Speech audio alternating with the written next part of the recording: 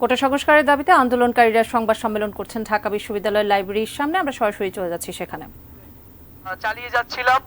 সরকারের উচিত ছিল প্রথম থেকেই শিক্ষার্থীদের সাথে আলোচনার পরিস্থিতি তৈরি করা এবং দৃশ্যমান পদক্ষেপের মাধ্যমে এই কোটা সমস্যা সংকট নিরসন করা, কিন্তু সরকার সেটি না করে এখন আন্দোলনকে আইন শৃঙ্খলা বাহিনী এবং বিশ্ববিদ্যালয় প্রশাসন, সরকার দলীয় ছাত্র সংগঠন এবং নানান শক্তির মাধ্যমে এই আন্দোলনকে দমনের একটি পরিকল্পনা এবং প্রস্তুতি গ্রহণ করছে।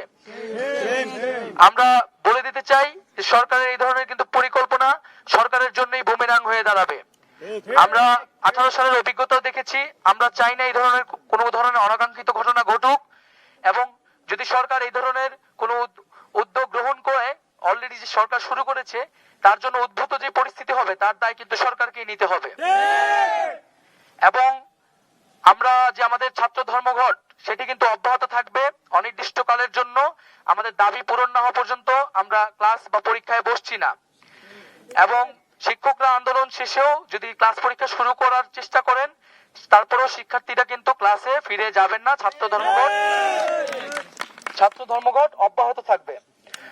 আরেকটি বিষয় হচ্ছে যে মামলা করা হয়েছে, আমরা পুলিশের বক্তব্য আপনারা শুনতে পেয়েছেন যে সেদিন কিন্তু পুলিশ বলেছে কোনো ধরনের ক্ষয়ক্ষতি হয়নি। আজকে কেন হঠাৎ করে এই অজ্ঞাতনামা মামলা করা হলো, সে বিষয়ে পুলিশের কাছে আমরা জবাবদিহি চাচ্ছি। এবং এখানে অজ্ঞাতনামা দেওয়ার কোনো প্রয়োজন নেই। এখানে কারা নেতৃত্ব দিচ্ছে এটা খুবই স্পষ্ট।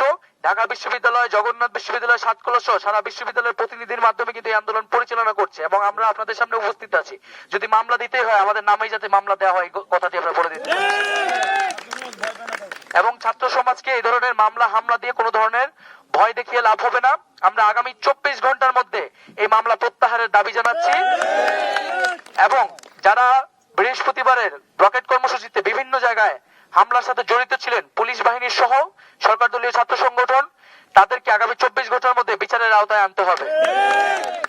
এবং আমরা উদ্বেগ প্রকাশ করছি, আমরা দেশের নাগরিক সমাজ, জনগণ এবং আন্তর্জাতিক মানবাধিকার সংগঠনের দৃষ্টি আকর্ষণ করছি যে এখানে শিক্ষার্থীদের আন্দোলনকে দমনের পরিকল্পনা করা হচ্ছে। শিক্ষার্থীদের গণতান্ত্রিক অধিকার, মানবাধিকার সংকটের মুখে পড়তে পারে। সেজন্য আমরা সকলের দৃষ্টি আকর্ষণ করছি যাতে সরকার এই ধরনের কোন ধরনের ঘটনা করার সুযোগ না পায়, সে বিষয়ে যাতে আমরা সকলেই সতর্ক এবং সচেতন থাকি।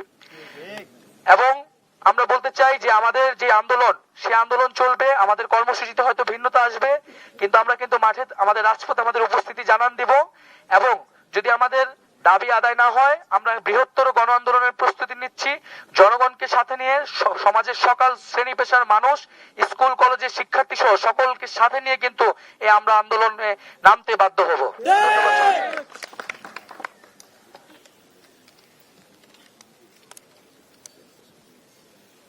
অসংখ্য ধন্যবাদ নাহিদ ইসলামকে। আমি একটি কথা বলতে চাই, শুধু ঢাকা বিশ্ববিদ্যালয় নয়, পুরো বাংলাদেশের যত কলেজ ও বিশ্ববিদ্যালয় রয়েছে, সে সকল বিশ্ববিদ্যালয়ের সম্মানিত শিক্ষক বৃন্দকে উদ্দেশ্য করে, দেখুন, আপনারা যখন আপনাদের পেনশন স্কিমকে সামনে রেখে ক্লাস বর্জন কর্মসূচি ঘোষণা দিয়েছেন, ছাত্ররা কিন্তু জোর করে ক্লাসে গিয়ে বসে থাকেনি। ছাত্ররা আপনাদের যৌক্তিক দাবিতে একাত্মতা ঘোষণা করেছিল। কিন্তু বরাবরই যে বিষয়টি নিয়ে বাংলাদেশের প্রত্যেকটি বিশ্ববিদ্যালয়ের শিক্ষক শিক্ষার্থীদের সম্পর্কের অবনতি এবং তাদের যে একটি,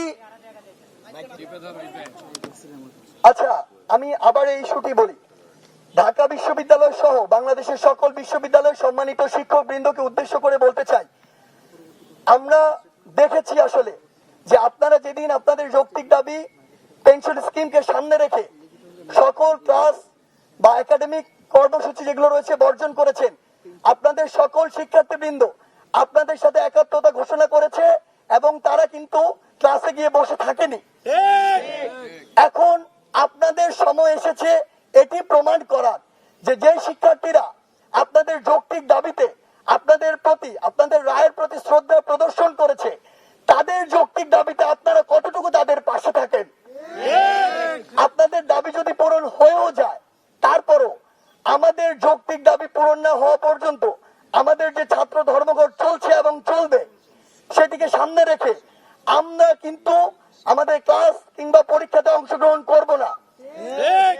এই অপ্রত্যাশিত দৃশ্য যেন আমরা কখনোই না দেখি যে আমাদের কিছু শিক্ষক ক্লাসে গিয়ে বসে আছেন, পরীক্ষার জন্য চাপ দিচ্ছেন।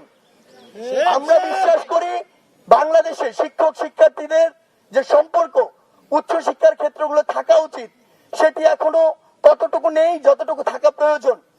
কিন্তু আমরা এটি চাই যে অন্তত এই যৌক্তিক আন্দোলনের সমর্থন দিয়ে আপনারা প্রমাণ করুন যে না, আমরা আগের আমাদের যে পূর্বের অবস্থান সেটি থেকে নিজেকে ধীরে ধীরে শুধরে নিচ্ছি এবং আমরা সামনে শিক্ষক শিক্ষার্থী সকলে যৌক্তিক দাবিতে ঐক্যবদ্ধ থাকব। পাশাপাশি আরেকটি কথা বলতে চাই, আমরা এই আন্দোলন প্রতিনিয়ত আমাদের দীর্ঘায়িত করতে হচ্ছে, তীব্র থেকে তীব্রতর করতে হচ্ছে, কিন্তু এর দায় পুরোপুরি নির্ভর করে সরকারের উপরে। কারণ সরকার যদি এই যৌক্তিক দাবি মেনে নিয়ে কোটার যৌক্তিক সংস্কার করে সংসদে আইন পাস করে জরুরি অধিবেশন ডেকে, তাহলে কিন্তু আমাদের রাজপথে যেতে হয় না। তাই আমাদের রাজপথে থাকার দায় কোনোদিন আমাদের নয়। সে জায়গা থেকে বাংলাদেশ সরকারকে আমাদের জায়গা থেকে বিনীত অনুরোধ যে আপনারা ব্যবস্থা করুন আমরা কিভাবে এবং কত দ্রুত আমাদের পড়ার টেবিলে ফিরে আসব, আমাদের এই কোটার যৌক্তিক সংস্কার করে সংসদে আপনারা আইন পাস